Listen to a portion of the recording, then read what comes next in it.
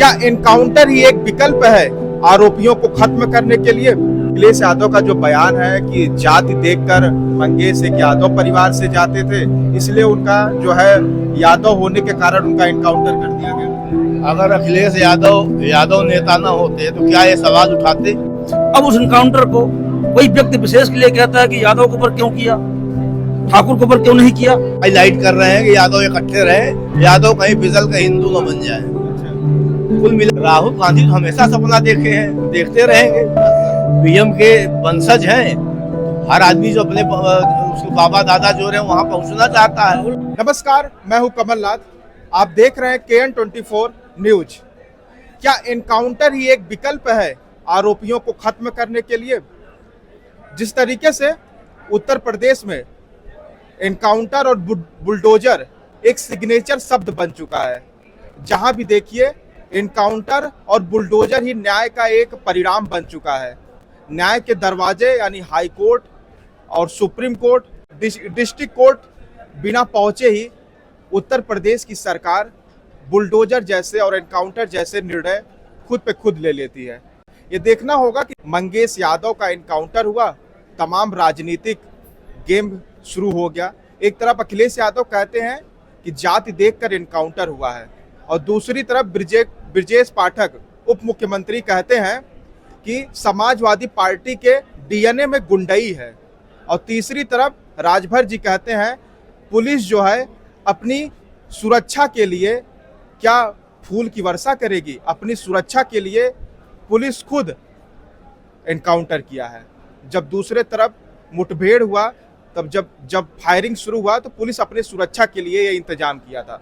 उसी चर्चा के विषय में मैं इस समय प्रयागराज के कुछ वकीलों से बातचीत करने की कोशिश करूंगा कि यहाँ के वकील किस निर्णय के तरफ जा रहे हैं, और यहाँ के जो बुलडोजर और इनकाउंटर एक्शन पे इनका क्या ओपिनियन है। सर, आपका नमस्कार, आपका शुभ नाम क्या है? रविकांत त्रिपाठी मेरा नाम है। क्या कहना चाहेंगे जिस तरीके से एनकाउंटर एक्शन योगी सरकार ने लिया है, इस पे क्या आपका विचार है? सबसे पहले मैं यह कहना चाहूँगा कैमरे में देखिए कि अपराधी की कोई जात नहीं होती है।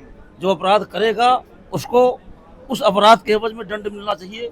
लॉ एंड ऑर्डर मेंटेन करना उत्तर प्रदेश सरकार का काम है। अगर कोई अपराधी अपराध करता है तो उसको उस अपराध की सज़ा मिलनी चाहिए।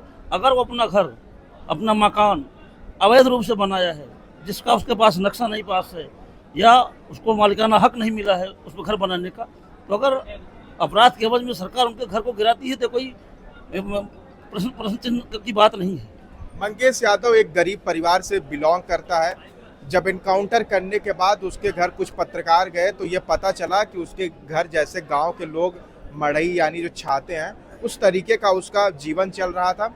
उसके पिताजी खुद जो है कुछ यही बस और कंडक्टरी का काम किया करते थे। क्या बहुत बड़े परिवार का नहीं था जो एनकाउंटर करने का जरूरत पड़ गया? अब कहना यह है कि कोई अपराध करना ही, अपराध करके ही अपने जीविकोपार्जन को चलाना, लोगों को परेशान करना, अवैध तरीके से धन उगाही करना, गुंडई करना, इसके साथ एक विकल्प ये भी तो है कि आदमी अपराध न करे, मेहनत करे, श्रम करे, उससे कमाई करे, अपने परिवार को चलाए।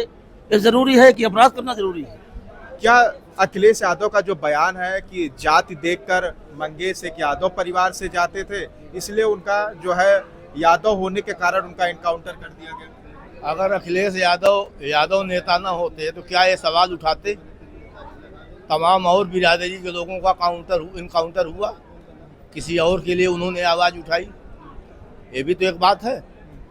देखिए, ये सही बात है, अपराधी की कोई जाति नहीं होती, और अपराध बड़े लोग जिसकी हर चीज़ से संपन्न है, गाड़ी घोड़ा बंगला, खाने पीने की जो सब व्यवस्था है, वो थोड़ी न करता है। अपराध इसी तरह के लोग करते हैं, छप्पर में रहने वाले, खोचा रखाने वाले, पटरी पर रहने वाले। अब इनकाउंटर हो गया तो ये थोड़ी देखा जाएगा कि संपन्न परिवार का था, ये गरीब आदमी था, उसका इनकाउंटर नहीं करना चाहिए। इनकाउंटर हो गया तो किसी भी तरह का हो, इनकाउंटर हमेशा हुआ है, आज से नहीं। इनकाउंटर हमेशा अपराधियों के होते रहे हैं। तब जातिवाद इतना नहीं था, इसलिए इतने आवाज़ हल्ला नहीं होता था। चूँकि वो यादव मिल गए हैं, यादव बिरादरी का है वो, तो अपनी इमेज बनाने के लिए, राजनीति करने के लिए उसकी आवाज जोर शोर से उठा रहे हैं। वो उसके ऊपर और मुकदमे दर्ज रहे हैं। नहीं, ये बन चुका है ना कि जैसे अगर कोई अपराधी है तो सुप्रीम कोर्ट यानी कोर्ट तक पहुंचे, ये सरकार खुद क्यों फैसला ले लेती है एनकाउंटर का? इनकाउंटर सरकार थोड़ी फैसला लेती है। आमने सामने गोली चल रही है, किसी गोली किसी को लग गई, ये बड़ नेचुरल है कि अगर अपराधी को एक्शन लेने पुलिस गई है तो पुलिस की संख्या ज़्यादा होती है। पुलिस की संख्या ज़्यादा हुई, आज आतंकवादी रोज इनकाउंटर हो रहे हैं, पुलिस वाले भी वो हमारी सेना भी मारी जा रही है। मंगेश यादव के पिताजी का कहना है कि मेरा बेटा अकेला पाया गया, इसलिए उसका जो है एनकाउंटर कर दिया गया। अकेला तो उसमें नहीं पाया गया।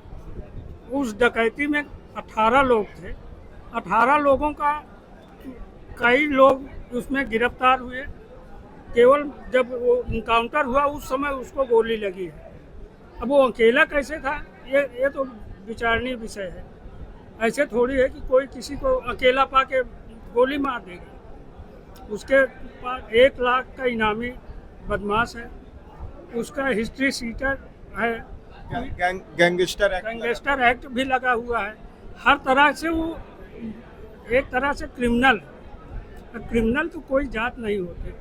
यादव ब्राह्मण सब हो। इस पे जो है राजनीति ना किया जाए, बिल्कुल नहीं, राजनीति होनी ही नहीं चाहिए। इस पर लोग जानबूझ कर राजनीति कर रहे हैं।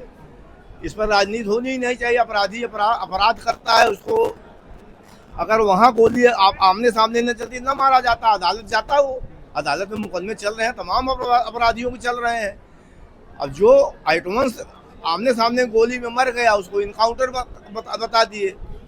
एक जो है फोटो सामने आया इनकाउंटर करने के बाद, जो डीके शाही जो ये डीएसपी थे जिन्होंने इनकाउंटर का कार्यभार संभाला और खुद वही इनकाउंटर किए थे, उनके पाँव में स्लीपर था। तो क्या एक स्लीपर पहने हुआ डीएसपी एनकाउंटर कर सकता है स्लीपर पहनकर? ये फोटो देखिए, ऐसा है कि इनकाउंटर के लिए कोई समय सीमा थोड़ी तय है कि आप जो है सूट बूट पहन के आइए, तैयार होके आइए। इनकाउंटर तो अला सडन होता है, तो इसमें किसी को पूरा सिस्टम पहन के थोड़ी आना है।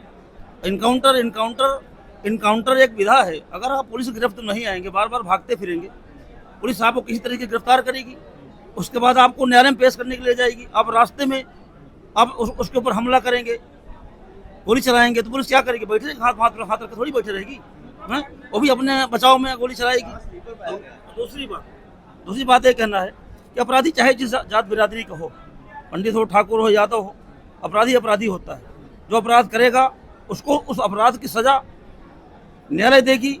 लेकिन अगर इनकाउंटर हुआ है, इसका मतलब है कि अपराधी ने पुलिस के ऊपर कहीं न कहीं से फायरिंग किया, कुछ भी किया, जिसकी वजह से पुलिस को अपने बचाव में इनकाउंटर करना पड़ा। अब उस इनकाउंटर को कोई व्यक्ति विशेष के लिए कहता है कि यादव के ऊपर क्यों किया, ठाकुर के ऊपर क्यों नहीं किया, ये गलत बात है। लॉ एंड ऑर्डर मेंटेन करना शासन की उत्तर प्रदेश सरकार का काम है। और इस माने समाज में जो भी अपराध करेगा, इस समाज को भयमुक्त करने के लिए चाहे इनकाउंटर करना पड़े, चाहे जेल भेजना पड़े, जो भी करना पड़े, वो सरकार जो करती है, हम उससे सहमत हैं। यदि यादव ना होता, कोई ठाकुर होता, तो क्या इस तरीके का अखिलेश यादव बोलते? नहीं, ऐसा नहीं है। अगर क्रिमिनल है, हिस्ट्री सीटर है और उसके ऊपर अब मुकदमे चल रहे हैं और वांटेड है, तो पुलिस मुठभेड़ में मारा जाना कोई गलत नहीं है। इनकाउंटर किया जा सकता है अगर क्रिमिनल है, तो इसमें कोई ऐसा इस पर मतलब दो मत नहीं होना चाहिए। जब आदमी है, गलत है, क्रिमिनल है, वांटेड है, तो पुलिस की गिरफ्त में अगर आता है तो होना चाहिए, कोई बुराई नहीं है इसमें। अखिलेश यादव ये भी कह रहे हैं कि हम पिछड़ों की आवाज़ बन रहे हैं, इसलिए आवाज़ उठा रहे हैं। पिछड़ों यानी पीडीए उनका जो पार्टी एक गठित हो रहा है, आवाज़ ज़्यादा बुलंद हो रही है क्योंकि अपने उससे ज़्यादा सीट पा गए हैं। इसके पहले 5 सीट और 9 सीट पाए थे, तब ये आवाज़ नहीं बुलंद हुई। जनता के अब धीरे धीरे पसंद में आ रहे हैं। पसंद तो अब क्या पसंद हिंदू एक न हो जाए। अखिलेश को ये भय है कि हिंदू कहीं एक हो जाए, यादव हिंदू न बन जाए, यादव कहीं हिंदू न बन जाए, हमारा वोट बैंक सरक जाए। इसलिए उन्होंने अब एक मुद्दा पकड़कर हाईलाइट कर रहे हैं कि यादव इकट्ठे रहे, यादव कहीं फिसल के हिंदू न बन जाए। कुल मिला के यही है, इसीलिए वो यादव को एक इनकाउंटर पकड़ कर पूरा अपना इस समय हथियार बनाए हुए हैं। अच्छा, जिस तरीके से उप मुख्यमंत्री का बयान है कि जो है समाजवादी पार्टी के डीएनए में गुंडई है, इसको कैसे देख रहे हैं?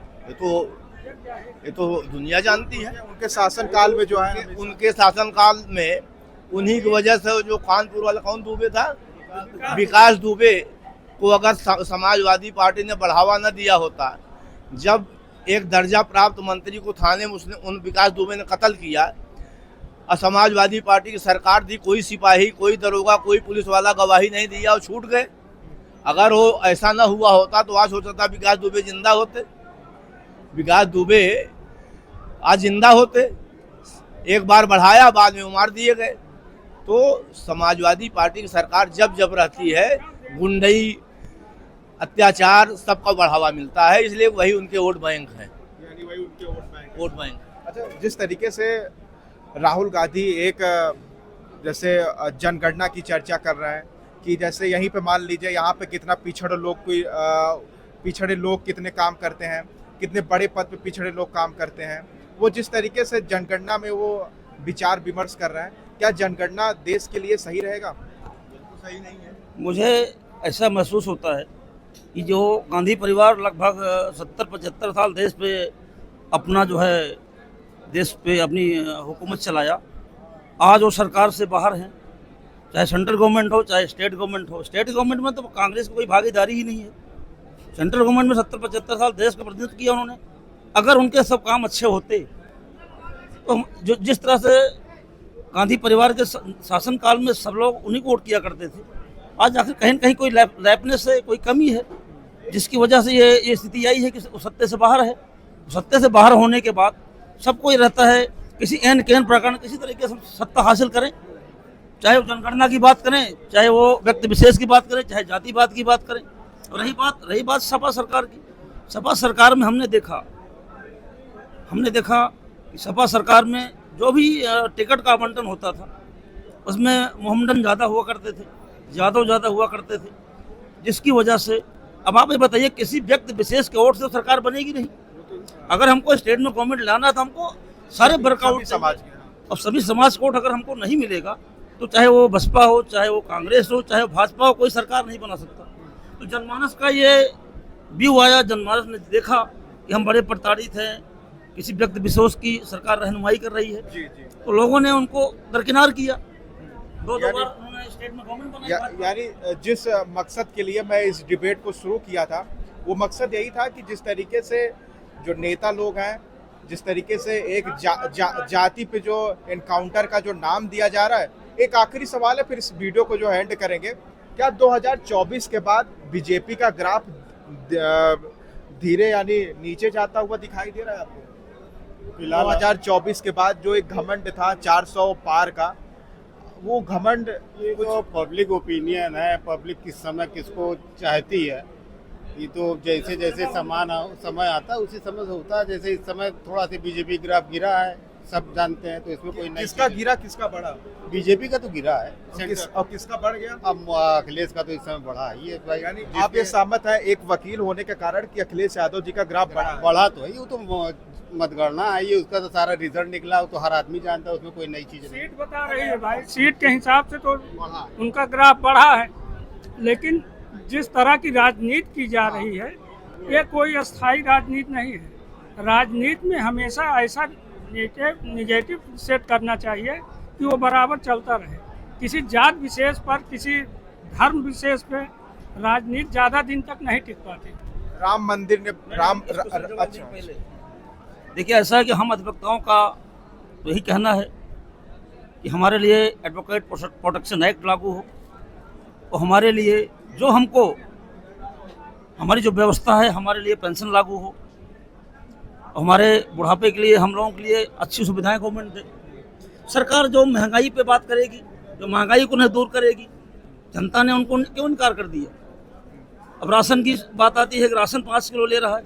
आप ये बताइए, अगर कोई गरीब आदमी कोरोना काल में 5 किलो राशन पा करके, बहुत सारे लोग हैं इससे, बहुत सारे परिवार ऐसे हैं, यहाँ तो कोई खेती किया नहीं शहर में, अगर उनको 5 किलो राशन मिला, उनसे उनका जीवन बचा कोरोना काल में, तो हम तो ये बीजेपी का ग्राफ बताइए, वो तो ठीक है। देखिए बीजेपी ग्राफ ये है कि मुझको लगता है कि बीजेपी का कार्यक्रम सही चल रहा है, बीजेपी शासन को सही चला रही है। नहीं, जनता ने नकारा एक बार। बीजेपी ग्राफ भविष्य में तेजी से बढ़ेगा, इसलिए कि बीजेपी बहुत अच्छा काम कर रही है। राहुल गांधी तो पीएम का सपना देख रहे हैं। राहुल गांधी तो हमेशा सपना देखे हैं, देखते रहेंगे।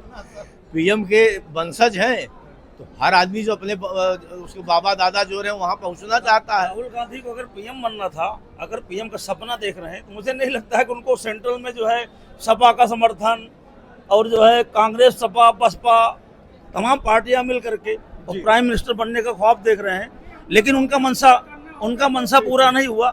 और हमने मंगेश यादव के एनकाउंटर के बाद राहुल गांधी के पीएम बनने का सपना का भी विषय में चर्चा किया। और ये बताइएगा, आप वकीलों के विचार से कितना सहमत है कि एनकाउंटर ही आखिरी परिणाम होना चाहिए? और जिस तरीके से उत्तर प्रदेश में एनकाउंटर और बुलडोजर जैसे सिग्नेचर शब्द तेजी गति से आगे बढ़ते चला जा रहा है, ये बताइएगा ये डिबेट कहां तक पहुंचा और आप इसके परिणाम से कितना सहमत है? आप कमेंट बॉक्स में लिख भी सकते हैं। तब तक आप देख रहे थे KN24 न्यूज। धन्यवाद।